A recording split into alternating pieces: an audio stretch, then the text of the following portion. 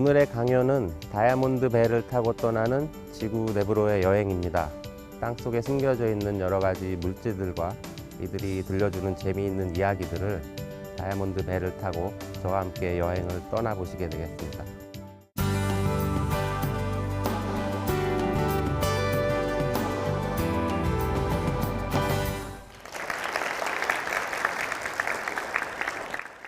이제 다이아몬드 배를 타고 지구 속으로 떠나야 되니까 안전벨트를 확실하게 매주시고 시작을 하겠습니다.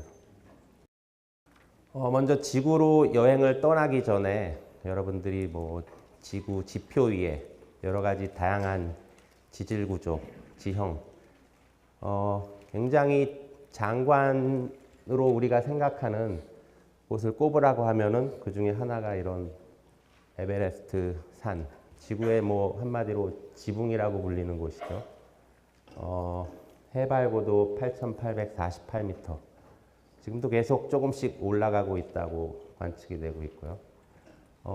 비단 하나의 산봉우리뿐만 아니라 이렇게 하나의 산맥을 형성하고 있는 지구의 지붕이라고 불리는 히말라야 산맥 지대가 되겠습니다. 반대로 우리가 이 지구의 지표면만 생각해 봤을 때 물을 빼고 가장 깊은 곳은 또 어디일까라고 생각을 해보면은 여러분들 이제는 많이 책들도 많이 읽고 하셔서 아시겠지만 비교적 우리나라 근처에 필리핀에 위치한 마리아나 해구라는 곳이 있습니다. 이곳은 해저면 11km 깊이까지 깊이 꺼져 있는 곳이고요. 이런 것들이 이제 바닷속에 이제 형성되어 있는 구조를 전체적으로 보게 되면 이런 해저 지형도를 확인해 보시면 됩니다. 그래서 이 지표에서의 다양한 지질 구조뿐만 아니라 이 바닷물 속 해저에는 이렇게 지표보다도 훨씬 더 큰 규모의 지금 보시면은 여기가 이제 대서양 지역이 되겠는데 대서양 가운데를 북극에서 남극까지 가로지르는 이런 거대한 산맥지대가 존재를 합니다. 이거를 중앙해령이라고 보통 부르죠. 그래서 이 중앙해령은 지구의 이 바닷속에 도처에 이렇게 형성이 되어 있는데 이 총 연장 길이가 8만 킬로미터 정도가 됩니다. 지구상에서 사실 지질 구조로 가장 큰 규모의 그런 곳이라고 이제 우리가 보실 수가 있고, 비유적으로 여러분들이 야구공을 상상해 보시면은 야구공의 실밥이 이렇게 곡선 모양으로 돌아가 있죠. 지구를 야구공이라고 하면은 이 중앙해령이 그런 식으로 이 바닷속에 이렇게 실밥처럼 지구를 둘레를 감싸고 있는 구조를 보인다. 이렇게도 이제 비유적으로 볼 수가 있겠습니다. 그래서 지구에서 만들어진 이러한 산들의 어떤 분포상의 특징, 아니면 지표면의 고도 분포상의 특징, 이거를 이렇게 빈도 곡선으로 도시할 수가 있는데요. 측고 빈도 곡선이라고도 부를 수가 있고, 그래서 이 3,000m가 넘는 높은 산들, 에베레스트 산, 이 가장 끝에 있겠죠. 이런 고도를 차지하는 부분들은 극히 일부에 해당하는 것을 확인하실 수가 있죠. 백분율상. 그리고 이 곡선이 재미있는 모습은 어떤 것 같아요, 모양이? 어떤 대칭성을 보이고 있죠, 지금? 그죠? 한 요 정도 점을 기점으로 점 대칭하는 모양을 보이고 있습니다. 그러니까 지표 위에 드러나 있는 이런 높은 지역과 평지에 해당하는 곳들이 바다 밑에 바닷속 해저에도 이렇게 비슷한 비율로 존재를 하는 특징을 보이는 게 지구의 이 측고 빈도 곡선의 이제 특징이 되겠습니다. 그래서 아주 높은 산이 존재한다라는 얘기는 에베레스트 산과 같이 아주 깊은 해구, 마리아나 트렌치 같은 그것이 만들어진 것과 어떻게 보면은 연결이 돼 있을 수도 있다. 비슷한 과정이 이러한 높은 산과 깊은 해구를 만들어내는 것이 아닐까라고 자연스럽게 이제 유추해 볼 수도 있는 이런 상황이 되는 거죠. 그러면은 한번 만들어진 산은 계속 영원하게 존재하는 것인가? 산은 영원한 것인가? 어떻게 생각하세요? 한번 만들어지면 계속 있을 것 같죠? 근데 지구의 나이가 꽤 오래됐죠. 46억 년 정도 됐는데 결론적으로 하나의 산의 나이는 한 평균적으로 5억 년 정도 된다. 이렇게 보시면 됩니다. 왜 그런가 하면은 여러분들이 이제 잠깐 쉬러 여행도 가실 텐데 산을 오르다 보면은 옆에서 졸졸졸 소리를 내면서 시냇물이 항상 끼고 흐르는 것들을 많이 보시죠. 이 시냇물이 하는 역할이 있습니다. 1년의 평균 이 정도의 물질을 산 위로부터 아래로 이동시키는 거죠. 그러니까 이거를 조금 전문적인 용어로 뭐라 그러죠? 풍화라고 그러죠. 풍화. 그렇죠? 물에 의해서 물이 계속적으로 이제 돌이나 이제 그 바위에 힘을 가하게 되면은 조금씩 깎여 나가게 되겠죠. 계속 산들은 만들어져 왔어요. 지금 산이 있다는 얘기는 지금도 산을 만들어내는 과정이 작동을 한다는 얘기가 되겠죠. 그래서 46억 년 지구의 역사에서 산은 계속 어떤 과정을 통해서 만들어지고 풍화돼서 깎여 나가서 없어지고 새로 또 만들어지고 이런 과정이 반복되었다라고 유추해 볼 수가 있다는 얘기입니다. 그래서 현재 남아있는 산들은 가장 젊은 산들이다. 에베레스트 산이 오래돼서 그렇게 높다 하기보다 최근에 만들어지는 과정에 있기 때문에 높은 산이다 이렇게 볼 수가 있어요. 그럼 산은 어떻게 해서 만들어지게 될까? 산의 형성 이론들이라고 볼 수가 있는데 과거에 이 식탁보 이론이라는 게 소개가 됐었어요. 식탁에 식탁보가 이렇게 덮여져 있으면은 식탁보를 한 방향으로 밀면은 이렇게 쭈그러지면서 모양이 생기겠죠. 그런 식으로 지구 표면에 어떤 힘이 작용해서 이 지표를 구성하는 물질들이 들어 올려지고 하면서 이제 산이 만들어진 게 아니냐. 그러면 또 질문이 이어져요, 계속. 식탁을 미는 힘은 어디서 생겨나나? 식탁보는 우리가 손으로 쉽게 밀 수 있지만 지표를 미는 힘은 과연 그런 엄청난 힘은 어디에서 오는 것일까? 과거에는 지구 수축 이론이라는 게 있었다고 그래요. 그래서 이 그림을 보시듯이 이 사과가 오래되면 이제 수분이 빠지면서 쭈그러지게 되겠죠. 지표면이 쭈글쭈글. 표면적은 일정한데 이 내용물이 이제 빠지다 보니까 이런 주름이 잡히면서 산도 생기고 계곡도 생기고 그런 원리로 생긴 게 아닐까라고 한때 이제 답변으로 제기가 됐었는데 그거라기보다는 지구는 이렇게 일방적으로 빠른 속도로 식어가기보다는 평형에 가까운 상태에 있다. 그러니까 식더라도 굉장히 천천히 느린 속도로 식어가는 과정에 있다. 그래서 앞에서 보여드린 이 측고빈도 곡선을 단순화시켜 본 거예요. 그랬을 때 이러한 아주 두 개의 고도를 보이는 구간으로 지표의 백분율, 고도 분포는 이제 구분이 된다라는 걸 확인할 수가 있습니다. 그래서 앞에서 이렇게 곡선 모양으로 점대칭 모양으로 그려졌던 측고빈도 곡선을 단순화해 보면은 해발 600m와 해저 4,500m 평균 깊이를 가진 두 개의 지궤로 지구의 표면은 구성이 되어 있다. 이렇게 일단은 쉽게 가정해 놓고 우리가 더 얘기를 진행해 볼 수 있다는 얘기죠. 평균 고도 600m에 우리는 모두 생활을 하고 있는 거죠. 육지에. 하지만 이 육지보다 훨씬 더 넓은 지역이 바닷속 평균 고도 4,500m를 갖고 있는 지역으로 이제 형성이 되어 있습니다. 그래서 자연스럽게 이렇게 두 가지 서로 다른 고도를 보이는 그 지궤들이 존재한다는 얘기는 이 두 지궤의 특성이 다르다는 얘기로 연결을 할 수가 있겠죠. 하나는 가볍고 하나는 상대적으로 무거운 지궤다. 그래서 육지를 구성하는 지궤는 우리가 보통 대부분 이 화강암, 마그마로부터 이제 굳어진 화강암으로부터 만들어진 지역이다라고 볼 수가 있고 바닷속에도 역시 마그마로부터 만들어지지만 성분에 약간의 차이가 있어서 이 화강암보다는 무거운 현무암, 어두운 색깔의 이런 암석으로 구성된 대표되는 지궤가 이렇게 바다 해저에 무겁고 가볍고 무거운 지궤들로 이렇게 형성이 돼 있는 이런 상황을 이제 또 만들어서 생각해 볼 수 있는 거죠. 그래서 이런 힘이 도대체 어디서 오는 것일까? 계속 산을 오르면서 질문을 던지는 그런 연속적인 과정이라고 보시면 돼요. 하늘을 보니까 이렇게 매가 상공을 날갯짓도 하지 않고 선회를 하고 있는 것을 관찰한 경험들 있으시죠? 그죠? 그게 가능한 거는 바로 공기 대류 셀이 존재하기 때문에 그렇죠. 온도 차이, 위아래 온도 차이로 인해서 공기가 아래서부터 위로 상승류가 형성이 되게 되죠. 그 자리에 매가 날갯짓도 안 하고 이렇게 떠 있을 수가 있는 거예요.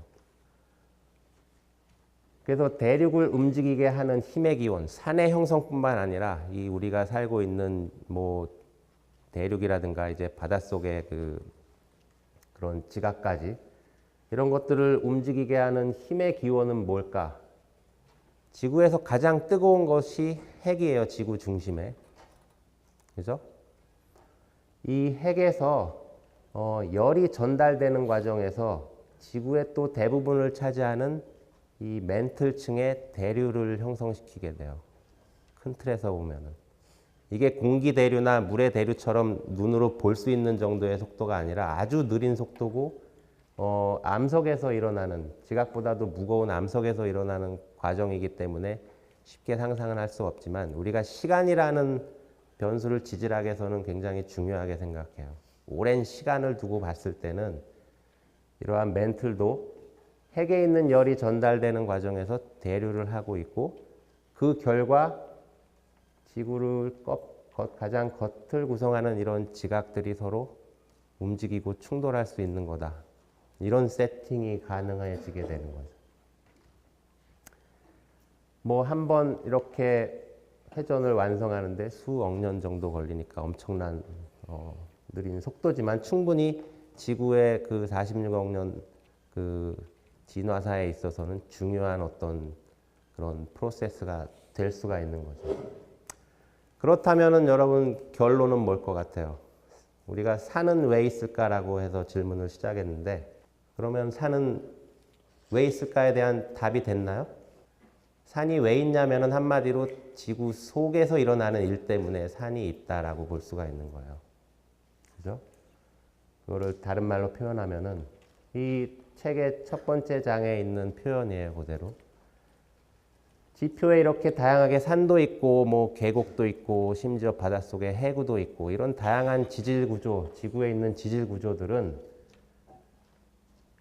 결국 다 지구 표면의 어떤 그런 모습들이고 이것은 지구 본체 내부에서 일어나는 열을 전달하는 과정에서 만들어진 부산물일 뿐이다 라는 얘기가 돼요.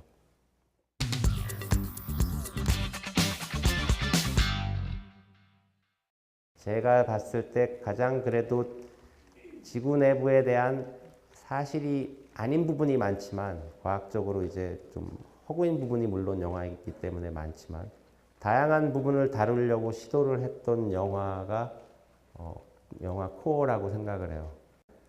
이 영화에서 다루고 있는 내용들을 보면은 굉장히 다양한 그리고 일부는 굉장히 최근에 알려지기 시작한 내용까지 여기서 담고 있어요. 간단하게 이 영화의 장면들을 소개하면은 첫 장면이에요.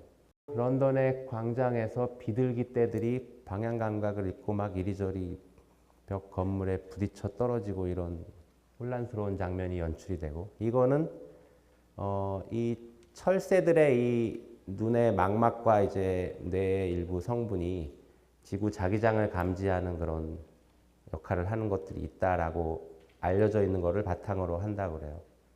근데 여러 가지 그 기이 현상들이 이제 지표에 관찰이 되는데 그거를 종합적으로 설명하고 있는 사람이에요. 주인공. 그래서 이 보시면은 복숭아를 포크에 꽂아서 들고 있어요. 그리고 여기다가 이제 불을 쪼이게 돼요. 그래서 이 사람이 진단한 거는 이렇게 된 원인이 지구 자기장이 약해졌기 때문에 일어난 현상이다. 여기 불꽃이 이제 그 복숭아 겉껍질을 다 까맣게 태우는 것처럼 태양풍이 지구 표면을 바로 이제 내리 쪼이게 되면서 공기들이 다 날아가게 되고 재앙이 올 것이다. 그래서 지구의 자기장이 왜 약해졌는가? 지구 자기장을 만들어내는 곳은 외핵이라고 알고 있어요. 외핵에서 일어나는 액체, 철의 대류. 그게 갑자기 멈춰져 버렸기 때문에 자기장이 약해졌다라고 진단을 하고, 그 멈춰진 외핵의 대류를 소생시키기 위해서 그 지구 내부 탐사선을 제작해서 과학자들을 미션을 가지고 땅속 외핵까지 들여보낸다라는 내용을 가지고 이제 영화는 이후에 전개가 됩니다.